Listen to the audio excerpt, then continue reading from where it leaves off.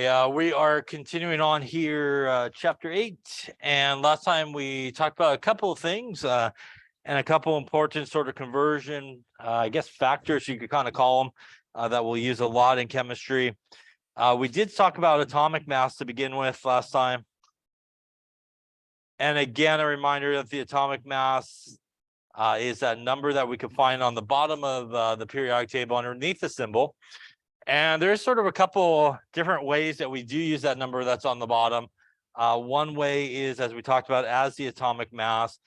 So for example, if we did have something like hydrogen, we could say that there's 1.008 AMU in an atom.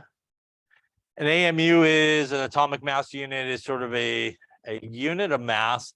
Although, as we talked about last time, we really don't necessarily use it all that much, as we use a more sort of useful unit, which is grams. That does come from our molar mass. When we weigh things out, they typically are in grams. One way that we do calculate or can calculate the atomic mass is to take the percentage of the, say, first isotope times the atomic mass of that first isotope, plus the percentage of the second isotope times the atomic mass of the second isotope there.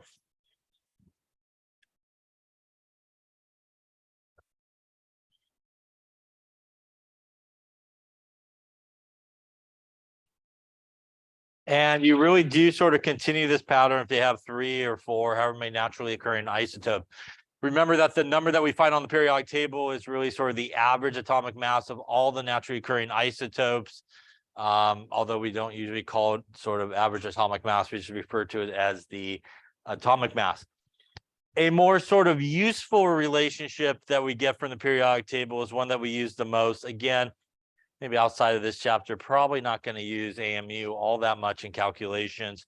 But we do use something that involves grams, and more importantly, grams per mole.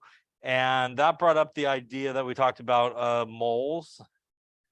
And remember that moles are abbreviated MOL. And a mole does represent a certain amount of something. So just like we talked about, a pair represents 2. In chemistry, 1 mole of anything will equal 6.022 times 10 to the 23.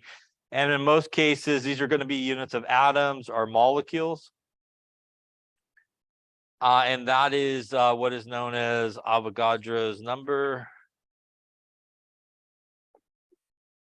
And Avogadro's number is an important number because it really is a conversion factor that we use as we go from moles to atoms, or even molecules, or backwards. If we're starting with atoms or molecules and we need to calculate the moles, Avogadro's number really is the number that we use to do that. We also talked about the idea that sometimes people kind of overuse Avogadro's number. So remember that you only want to use it if you really have any of those units. So either you're given a number that is in atoms or molecules, or you need to find something that's in atoms and molecules. Otherwise, you really shouldn't use Avogadro's number. 1 mole of anything on the periodic table is 6.022 times 10 to the 23 atoms. And 1 mole of a, say, molecule, for example, like water, would be 6.022 times 10 to the 23 molecules of water. So it works both for sort of compounds and also elements by itself. A more useful sort of conversion factor that we use a lot, which is molar mass. And numerically speaking, the atomic mass and the molar mass are pretty much the same number when we pull it off the periodic table. The units of molar mass are grams per mole. And typically when we do either calculate molar mass or pull the number from the periodic table, usually 4 significant figures is pretty much how many numbers we usually use when we do that. Molar mass is pretty much the conversion that we do a lot, which takes us from grams to moles, or backwards, moles to grams. So out of the 2 between, say, Avogadro's number and molar mass, probably molar mass you're going to use the most, I would think, in a lot of calculations. If it is just an element by itself, like potassium, 3910. That would be that the molar mass of potassium is 3910 grams per mole of potassium. You could use it as a conversion factor. So you could use it with the 39.1 grams up on top and a mole on the bottom, or you could flip it and put the moles up on top and the 39.10 grams there on the bottom. So when we so when we pull anything from the periodic table, we really could use it as a conversion factor like that. It's important to remember whenever you calculate the molar mass, the number always is the grams and it's always 1 mole. So number should always say as the grams is always 1 mole. And when you calculate the molar mass of something, it is based solely on the formula. So basically whatever is there, you add up all the parts and it's basically for one of the formulas, which is why it's considered per 1 mole when you do the molar mass. So if you had something like water, we would just add up our parts, 1.008 grams per mole for the hydrogen and 16 grams per mole for the oxygen. And that would give us 18.02 grams per mole would be the molar mass of water, which again is what we could use as a conversion factor. And again, 1 mole water here would have 6.022 times 10 to the 23 molecules of water. Again, Avogadro's numbers were. Any questions on any of that stuff we talked about last time? All right, so we're doing some examples. So I don't think we did this one, right? We didn't do this one, I don't think. So why don't we do this one here? What is the mass in grams of 1 gold atom? Molar mass from the periodic table of gold is 197 grams per mole. And they also gave you Avogadro's number. So see what you come up with here. All right, let's take a look here, see how you're doing. So remember a couple of key things. First off, most often this stuff would not be given to you. So you would need to probably go to periodic table and find gold. And again, you should see 197 written below it. That will give us our molar mass of 197 grams per mole. Also here, we have the keyword of atom, which means we should probably need to use Avogadro's number somewhere. This is a constant of value that you should know. So our pathway here is we are starting with atoms, and since we can go from atoms really to moles, and then from moles to grams, going from atoms to moles, that's going to be Avogadro's number. That's going to allow us to do that. To go from moles to grams, that is the periodic table and the molar mass. So that's sort of the pathway there to get us to what we need. So we'll start with the calculation here. 1 gold atom, once again, setting up dimensional analysis here. Atoms are up on top, which means we want to use Avogadro's number on the bottom, 6.022 times 10 to the 23 atoms per mole of gold. We stop the calculation at that point. The atoms of gold there will cancel. We would be left with moles, which got us to here. So once again, we do need to use the molar mass from the periodic table as a conversion factor to do that last step of going from moles to grams. Once again, since we have it set up here in dimensional analysis, we can see that moles are up on top. That means we do want moles on the bottom here and the grams to be up on top. That is going to get rid of our moles and keep us with grams. At this point, we're basically taking 197 there up on top and dividing it by Avogadro's number. We want to make sure we are using our exponent button when we do that. And that's going to give us 3.271, it looks like. Times 10 to the minus 22 grams of gold. So 1 gold atom weighs super small. Any questions on that calculation? So again, we want to think of these two things, really Avogadro's number or molar mass as really just conversion factors to go from one unit to the next. And again, if you set it up sort of dimensional analysis, you could just see the units canceling. Any questions on that calculation there? All right, let's try a few more. We'll skip that one. Let's try this one here. How many moles are there in 23.2 grams of ethanol? And how many molecules are there in the same amount? A couple pieces of information will be helpful. Carbon, again, 12.01. Hydrogen, 1.008. And oxygen, 16 on the periodic table there.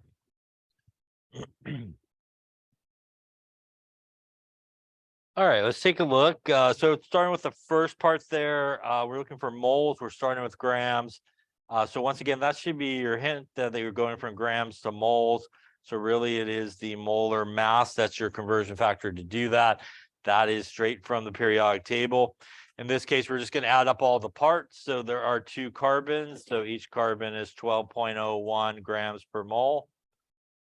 There are 6 hydrogens, each from the periodic table, 1.008 grams per mole, and 1 oxygen, which is 16 grams per mole. So basically that's your oxygens, those are your hydrogens, and that is your carbons. Doing all that together will give you a molar mass of 4607 grams per mole, which again, we could use as a conversion factor. Once again here, starting with our 23.2 grams of C2H6O. Going opposites to cancel, which means we do need to put the grams on the bottom, which is essentially dividing. And the moles would go up on top. Once again here, the grams would cancel. And since we're looking for an answer here, we would take 23.2 divided by 4607. That'll give us 0.504, it looks like 0.504 moles of C2H6O. Question on that there. At this point, really, the second part is really just a continuation of the problem. We actually have it in moles at this point, which means we want to go from moles to molecules. And remember that those things are different. So when you see MOL, it is moles and not molecules, which is a very common mistake. That it has to do with molecules. So Avogadro's number is our conversion factor that allows us to do that. So obviously in this case, if you didn't have the first part of the problem, you would need to get it into moles, but we'll just continue on with that number, which is 0.504 moles of C2H6O. Once again, here we want the moles to cancel. So on bottom will go a mole. Up on top in this case would go Avogadro's number.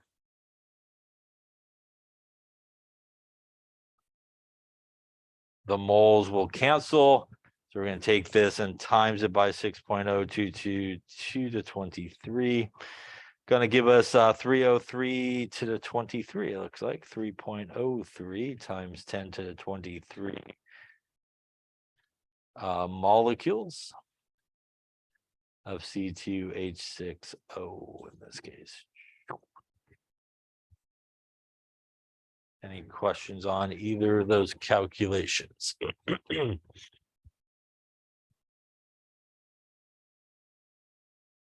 So again, the keywords you want to look for as to whether or not to use Avogadro's number, much like what we see in this problem, molecules, atoms, something like that is mentioned. Any questions? Yeah. What's that? Let me look. On my calculator, I got 3.03. I used the whole number, so I don't know if maybe the rounded number would get you that. Let me see here. I just used actually the whole number from the previous step. So if you did use the rounded number, you would get 3.04. Yeah. I got it from just kind of using the whole number. That was still my calculator from the above step. So either one would be fine. Other questions on that? Okay. All right, let's try another one here. What is the mass of one? What's the mass in grams of one molecule of caffeine? So a couple of our numbers, 12.01, hydrogen 1.008, nitrogen 1401, and oxygen still 16. All right.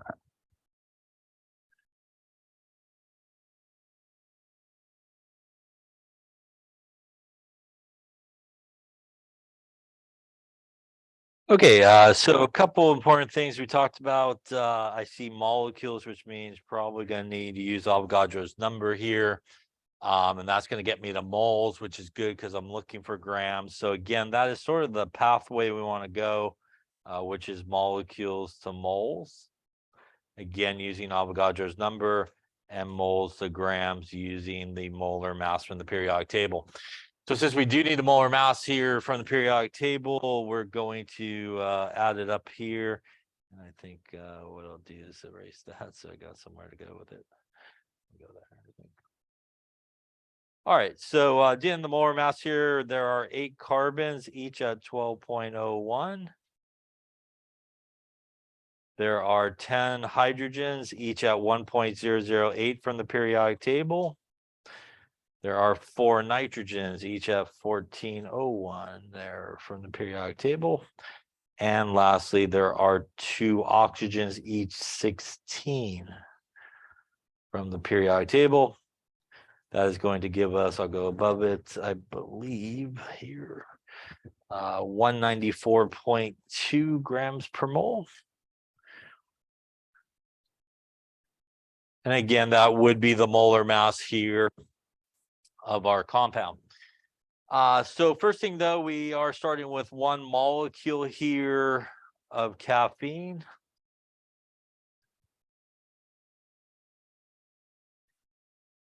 We are using molecules because caffeine is a molecule, which means when we use Avogadro's number, that would be the same unit we would use. So 6.022 times 10 to the 23 molecules per mole.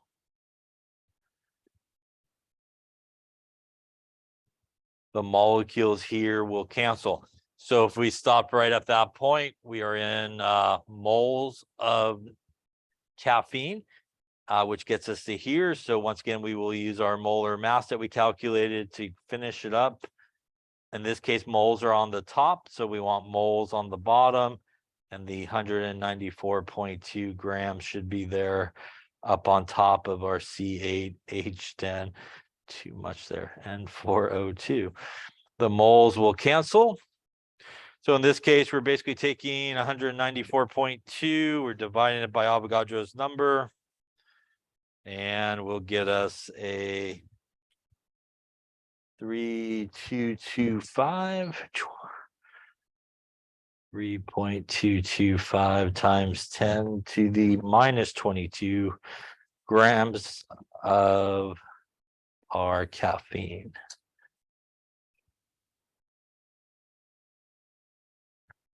Any questions on any of those steps? Again, you could do them individually. A reminder, if you do it individually, again, try not to round too much until the end, or you could obviously do it in one calculation like we've been doing. Any questions on that there? Question on grams, moles, molar mass, Avogadro's number, any of those things? All right, so before we kind of move off of this topic, there is sort of a variation of these type of problems that you do sometimes come across. So in most of these problems that we've done so far, where maybe we're dealing with a compound where there's multiple elements involved, sometimes you're not necessarily interested in the entire compound. You may be interested in just one of the elements that are involved there, maybe the carbon, the hydrogen, or the oxygen.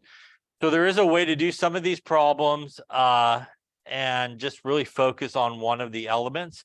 So if we take something that we looked at earlier, like we'll do our, I think it was C2H6O. Now, if we were not interested in the entire sort of compound here, but we're just interested, say, in the carbon or the hydrogen or the oxygen, we could actually use the formula as a conversion factor. So when we look at these subscripts here, and obviously if nothing's written, it is 1, they do represent the moles of each of those elements that are present. So those little numbers on the bottom do represent the moles of each of them that are present, which means from the actual formula itself, we could do several conversion factors. We could say in 1 mole of the entire thing here, we would have 2 moles of just the carbon, which again would be the number that we see there. We could also say in 1 mole of the entire thing, we would have 6 moles of hydrogen. Once again, the number that we see there.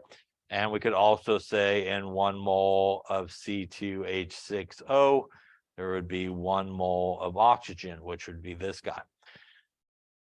So in this particular case, if we were interested, let's just say, how many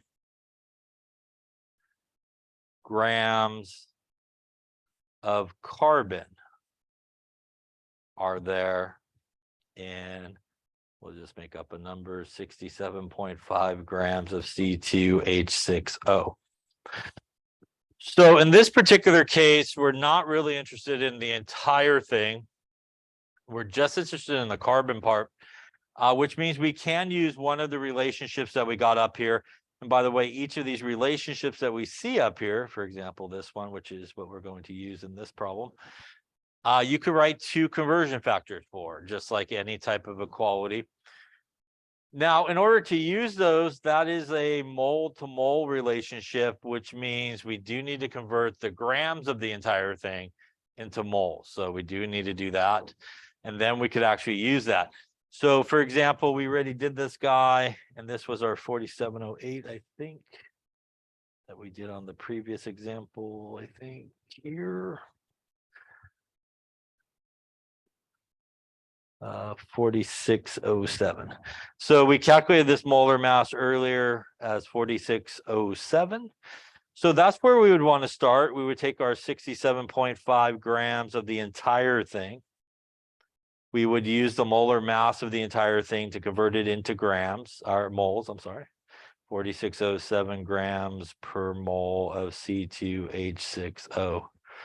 Again, at this point, the grams of the whole thing would cancel, leaving us with moles. This is where we could then use our conversion factor that we got from the actual formula. And that is going to take us from moles of the whole thing here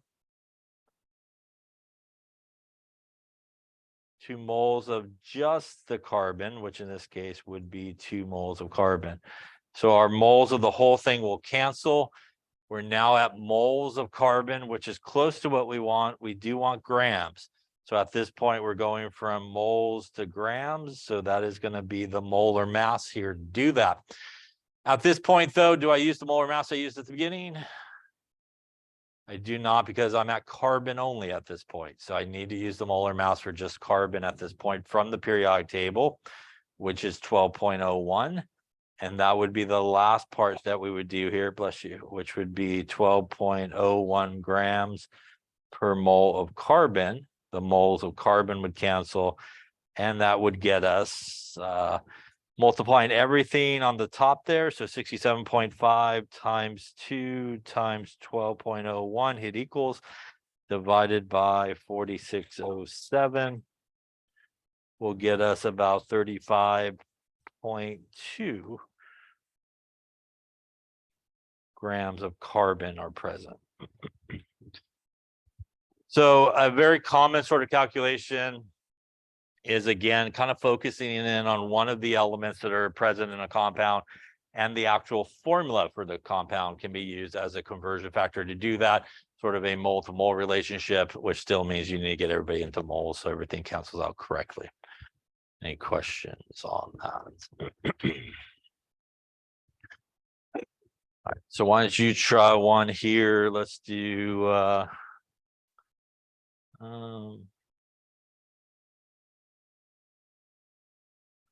how many atoms of hydrogen are there in 23.5 grams? We'll do the same guy here, C2H6O. All right. Just take a moment there and see what you come up with. Okay, let's take a look at this one here. So in this case, we're looking for how many atoms. Perhaps Avogadro's number should be used here. Again, we're looking for just hydrogen, and we do have the whole thing given to us. So we're really going to use, in this case, this relationship here between the whole thing and hydrogen. Remember, to kind of use that, we do need to get our original number into moles. So that's what we would want to do here first. We'll take our 23.5 grams of the entire thing, using the molar mass that we calculated previously, which is right here. We will use 4607 grams per mole of the entire thing here. The grams of the entire thing will cancel.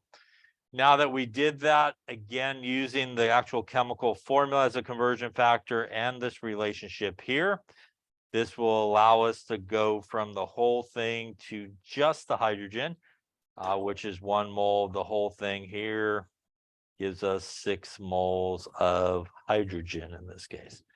Any questions so far? At this point, if we laid up the calculation, we would be in units of moles, but we want atoms. So this is where Avogadro's number comes into play. That is what's going to take us to the end. We actually do not need a molar mass in this case of hydrogen because we're not looking for grams, but we are looking for atoms. So 1 mole of hydrogen would be Avogadro's number's worth of atoms. The moles would cancel. And that would get us here, multiplying across the top, 23.5 times 6 times Avogadro's number. And then coming back, hitting equals and dividing by the molar mass, 4607 on the bottom, will give us 1.84 times 10 to the 24 atoms of hydrogen. So a lot of atoms of hydrogen in that guy. Yeah. Any question on these sort of variations of these problems?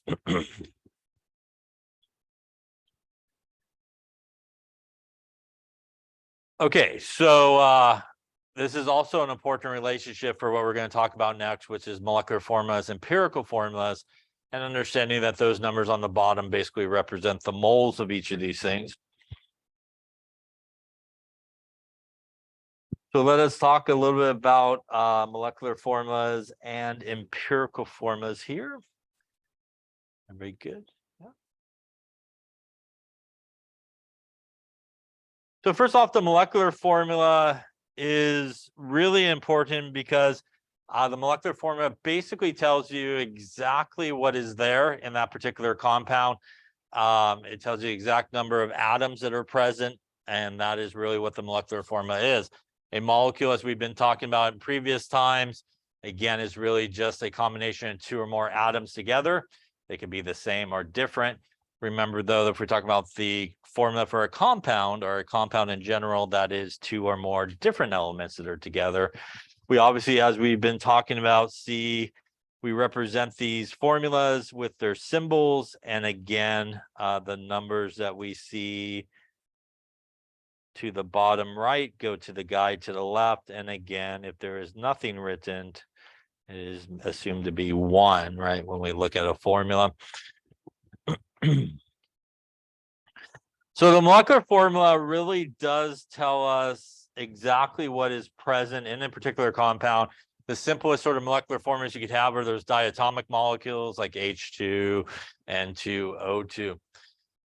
Now, when we look at a molecular formula, sometimes they are written in kind of 2 different ways, if you will. So for example, if we take something like this here, which is acetic acid, CH3COOH.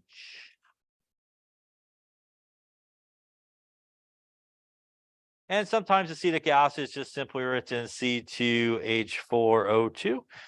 They both represent the same thing. They both have the exact same number of carbons, hydrogens, and oxygen. But one of the ways that the formula is written is sometimes referred to as sort of the structural formula. It gives you an idea as to how the substance is basically put together. So if you were to draw, say, the Lewis structure for acetic acid, it would look something like this.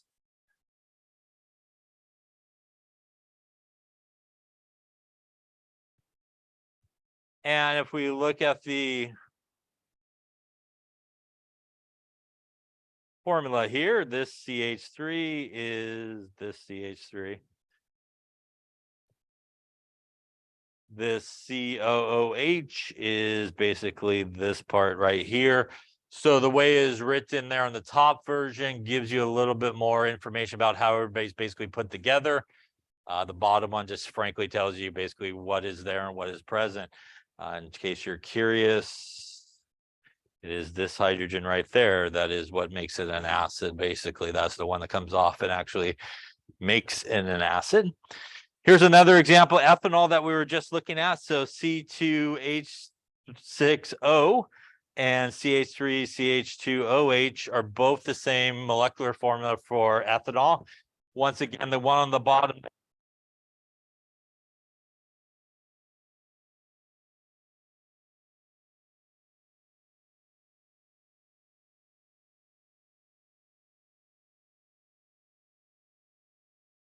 and again, you can see that it really does sort of correlate to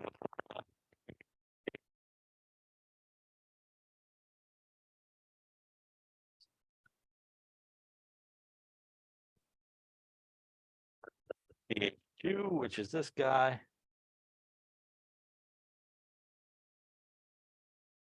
And that is OH, which is this guy right there. So again, that gives you a lot more information about structurally how they are put together. But the basic unit of a molecular formula is to tell you exactly what's there. Now that is different than the empirical formula, and the empirical formula is the simplest whole number ratio of what is present. So it doesn't always tell you exactly what's there, but it does tell you sort of ratio wise what ratios of each of the atoms are present or elements are present. So as you can see there, H2O2 is the molecular formula. And that's basically 2 hydrogens for every 2 oxygens, which means if you divide everybody by 2, that's the same as 1 hydrogen for every 1 oxygen, which is why we get to our empirical formula that looks like this. If we had a molecular formula that was C3H6, that is basically 3 carbons for every 6 hydrogens that are present. You can reduce this down by 3 to 1 carbon for every 2 hydrogens, and that would give us an empirical formula of CH2. Now, when you go to sort of reduce down the molecular formula, if you have the molecular formula, it needs to be whole numbers. So all those little subscripts on the bottom, they have to be whole numbers. They cannot be like a decimal. You can't have like a half a mole or something. So it's got to be a whole number when you do that. And that is why in certain cases, certain things are both the molecular formula and the empirical formula. So if we looked at something like water, for example, that is 2 hydrogens for every 1 oxygen that's present. There's no way to reduce that down any further and still get whole numbers. So water here, H2O, would be both the molecular formula and the empirical formula, as that is pretty much as low as you could go. One place where you always have the empirical formula is an ionic compound. So if you remember an ionic compound, that's our metal and non-metal, or positive guy and our negative guy. And when we put our positive and negative guy together, we always do it in the simplest way to get to 0. So whenever you see an empirical formula, whenever you see an ionic compounds formula, that is really the empirical formula, because it should be put together in the simplest way to get to 0. And that would be the simplest number that you could have. So all ionic compounds and their formulas are basically empirical formulas, because they should be that simplest ratio of what is present. Any questions on that there?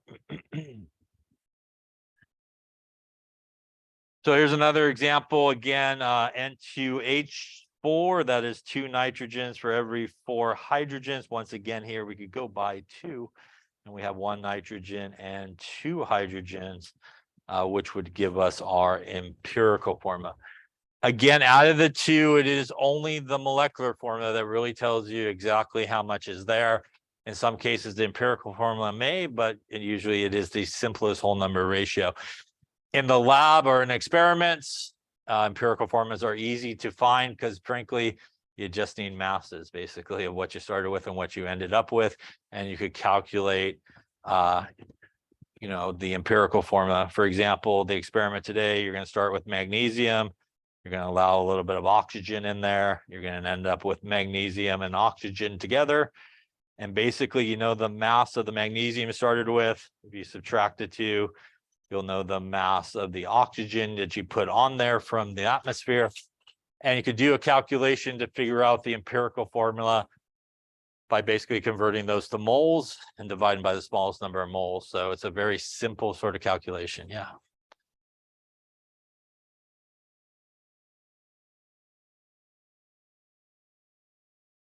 You win it round, you would actually got to find a factor to multiply by to get a whole number. So for example, if you multiplied it by 2, that would give you 3. You would want to multiply everybody by 2 to get there. Yeah. So there's a couple different ways to calculate empirical formulas. One way is obviously if you are given the molecular formula, you could just simply reduce it down.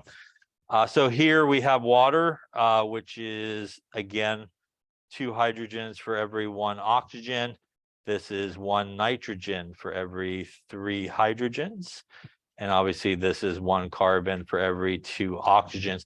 So there is no way to reduce any of these down any further. So they would be both the molecular formula and the empirical formula in this case. All right, so if we look at these here and we wanted to calculate the empirical formula, we would look at this and we could see here we have 2 carbons for every 2 hydrogens. That means that we would reduce this down by 2, and that would give us 1 carbon and 1 hydrogen, which should be our empirical formula in this particular case. Here, when we look at I2O5, that is basically 2 iodines for every 5 oxygens. You really cannot reduce this down anymore to get a whole number, which means this would be both our empirical formula and our molecular formula as well. Lastly, looking at glucose, we got 6 carbons for 12 hydrogens and 6 oxygens. Here we could really reduce everybody down by 6 and still get whole numbers. So that's going to give us 1 carbon. That will give us 2 hydrogens, and that would give us 1 oxygen in this case, which would give us our empirical formula. So it's not too bad. If you are given the molecular formula, you can simply reduce down everybody to the whole number and you would have your empirical formula. Any questions on that there?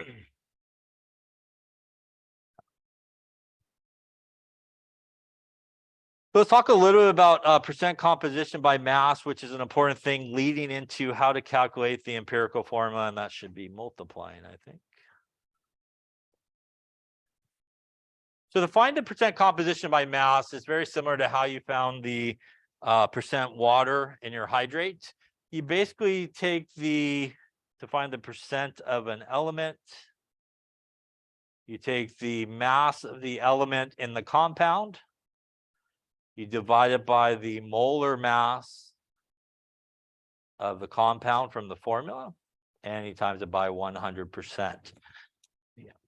So it's a very sort of easy way to calculate the percent composition of each of them elements by mass. Basically, it's the mass of that particular element divided by the mass that's in the compound times 100%. So let's take a look at hydrogen peroxide here. If we were going to calculate the percent composition by mass, the first thing that we would want to do is get the molar mass of this whole thing. And that would be 2 times 1.008 grams per mole from the periodic table, and 2 times 16 grams per mole from the periodic table. And if we do that, that will give us a molar mass here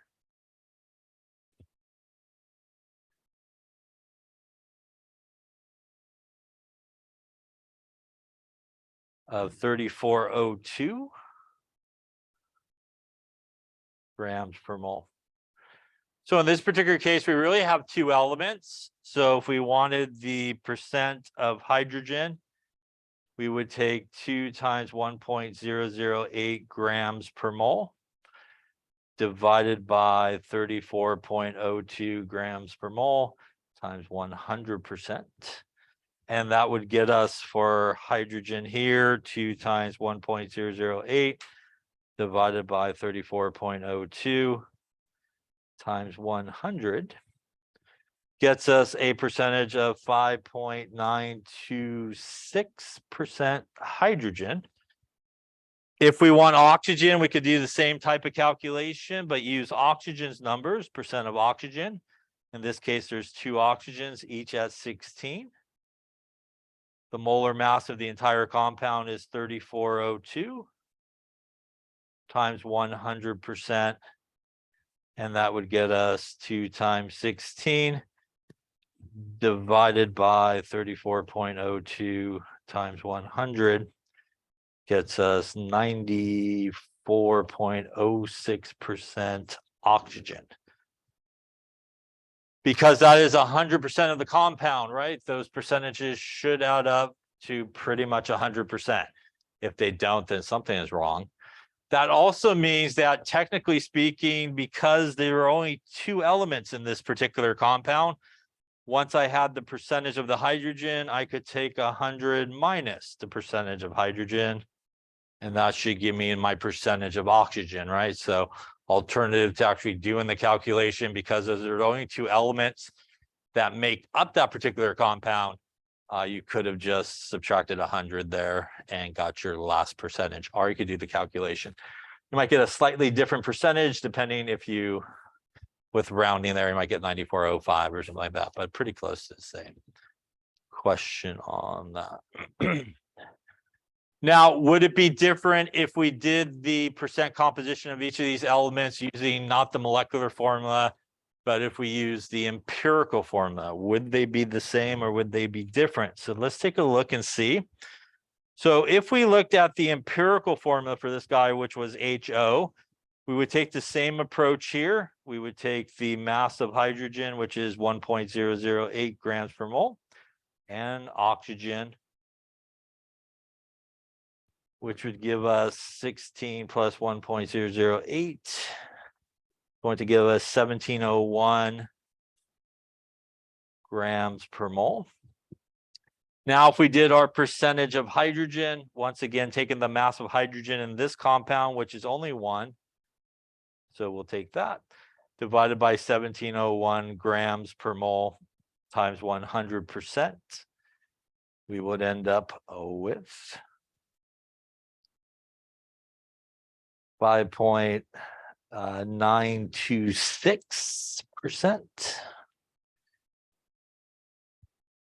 And if we did the long version here with oxygen, we have only 1 oxygen here, which would be 16 grams divided by 1701 grams per mole times 100%.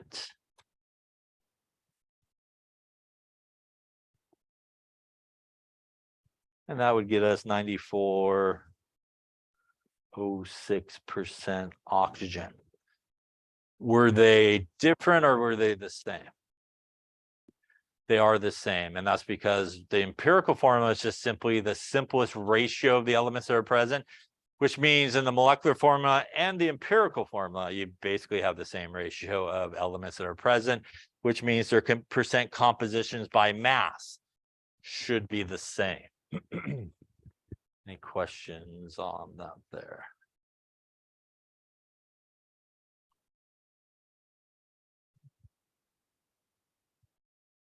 All right, so why don't you try one here and see what you come up with. Let's do, what is the percent composition of hydrogen, phosphorus, and oxygen and phosphoric acid? Again, hydrogen from the periodic table, 1.008, phosphorus 3097, and oxygen 16. All right, take a few minutes there, calculate percentage of each of these guys. Okay, let's take a look. So obviously we need to get the molar mass of this compound. So again, to the periodic table is where we go to do that. That is 3 times 1.008 for our hydrogens, plus 3097 there for our phosphorus, and 4 times 16 for our oxygen. That's going to give us a molar mass there. It looks like 97.99 grams per mole. So we'll start with hydrogen here. The percent of hydrogen will be, there's 3 hydrogens, each at 1.008 grams per mole, divided by 97.99 times 100%. So 3 times 1.008 divided by 97.99 times at 100. Looks like 3.086% hydrogen. We'll do the same thing here for phosphorus. Since there's only one phosphorus, that's 3097 divided by the molar mass of the entire compound times 100%, giving us 3097 divided by 97.99 times 100, going to give us about 3161%. At this point, since there's only one element left, you could add those together and subtract it from 100, or you could just do the calculation, which would be 4 times our 16 for our oxygens divided by 97.99 grams per mole times 100%. And that would get us 4 times 16 divided by 97.99. Gives us about 65.31% oxygen by mass. So this compound is mainly made up of oxygen by mass, followed by phosphorus and hydrogen by mass being the least. If we add those together, again, we should end up with about 100%, which is what we do in this case.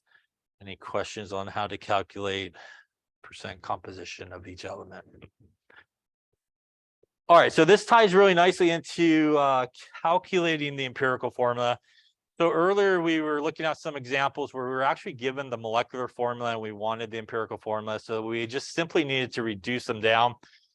And not in all cases will you be given the molecular formula. So in a lot of cases, you'll be given some experimental information and asked to calculate the empirical formula. So there are several steps that you want to follow when you're calculating the empirical formula. So let's talk about that. Very often you are given the elements in percent composition by mass. So you usually want to convert percent composition into grams. And the easiest way to do that is to assume that you are starting with 100 grams, right? So when you have a percentage, just assume you have 100 of it, right? Makes the numbers stay the same. So if you had 50% carbon, you would have 50 grams of carbon, and just makes all the numbers stay the same.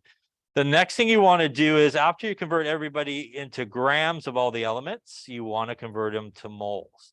And again, that is the molar mass that you want to use, like we've been doing in class here. And now you will have the moles of everybody. The third step is you want to divide by the smallest number of moles.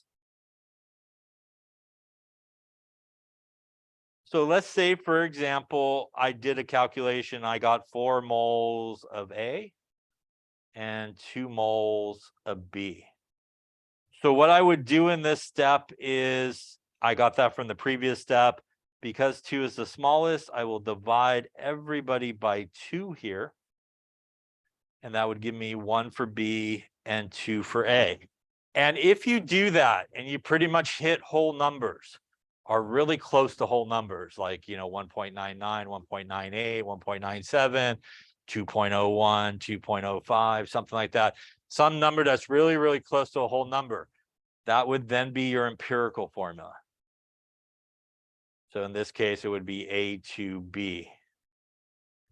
Now, as was the question a second ago, what happens if you maybe don't get whole numbers? So for example, let's just say I had 3 moles of A from step number 2 and still 2 moles of B. In this case, when we divide everybody by the smallest, which obviously in this case would still be 2, I end up with 1 for B, and in this case, 1.5 moles there for A. Now, that would give us an empirical formula of A, 1.5, and B. And that is not good because those subscripts do need to be whole numbers. This is considered too far to round. So something like this would be considered too far to round. So in this case, what you need to do is find a common number that you can multiply that empirical formula by that will give everybody still whole numbers. So it's a very simple way. It's just to go 1.5 times 1 is obviously 1.5. 1.5 times 2 is 3. So what you would want to multiply the empirical formula by is actually the number, the factor, not the end number. So you want to multiply it by 2. You basically would take this formula and multiply it by 2, and that would give you A3, B2, and that would be the proper empirical formula. So what's too far to round? What is okay to round? Okay to round in most situations is, like I said, pretty much on that number, just a little bit above it, just a little bit below it.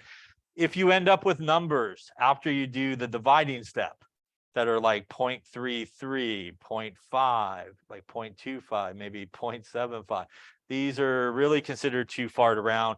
In a lot of cases, these are the numbers that you very commonly will kind of hit. So if you have any of those numbers, you need to figure out another number like we just did there to multiply everybody by so that you get a whole number. Any questions on that there? So just to demonstrate that here, now we're to the end, let's do one here together just to show you how this would work. So for example, here we have 40.92% carbon. We have 4.58% hydrogen and 54.50% oxygen. So all these guys add up basically to 100%, which means in this case, I could assume I have 100 grams. So what that means is I would end up with 40.92 grams of carbon, 4.58 grams of hydrogen, 54.5 grams of oxygen. The next step that we're going to do is convert everybody into moles, and that is the molar mass from the periodic table that's going to do that for us. So carbon is 12.01 grams per mole. Hydrogen is 1.008 grams per mole. Oxygen is 16 grams per mole. So that's going to give us our moles of all the elements that are involved. So in this case, we got 40.92 divided by 12.01. We'll go with 3.4072 moles of carbon. 4.58 divided by 1.008 gets us 4.5437 moles of hydrogen. And lastly, 54.50 divided by 16 gets us 3.4063 moles of oxygen. Any questions up to that point? So grams to moles. In this case, I should divide by which one? Smallest here is oxygen barely, yeah? So we're going to divide everybody by oxygen.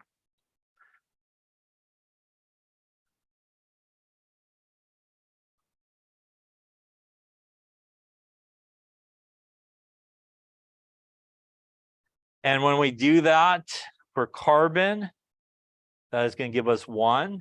When we do it for hydrogen, 4.5437 divided by 3.4063 gives us 1.33. And for oxygen, basically gives us 1. That means that after dividing by the smallest, we ended up with this as our empirical formula. Is that an okay empirical formula? It is not because of this. And once again, that is too far to round. So if we just take that number 1.33 times 1, 1.33, 1.33 times 2, 2.66, 1.33 times 3, 3.99, which is basically 4. So here the factor we would want to multiply everybody by would be 3. So we would take this and times it by 3, which would give us C3H4O3. And that would be our correct empirical formula here. So there should always be a factor that you could do it. Even if you hit 2 elements where they're both not roundable, one factor should correct them both. Yeah, so one factor that you multiply should correct them both. Question on that there. Okay.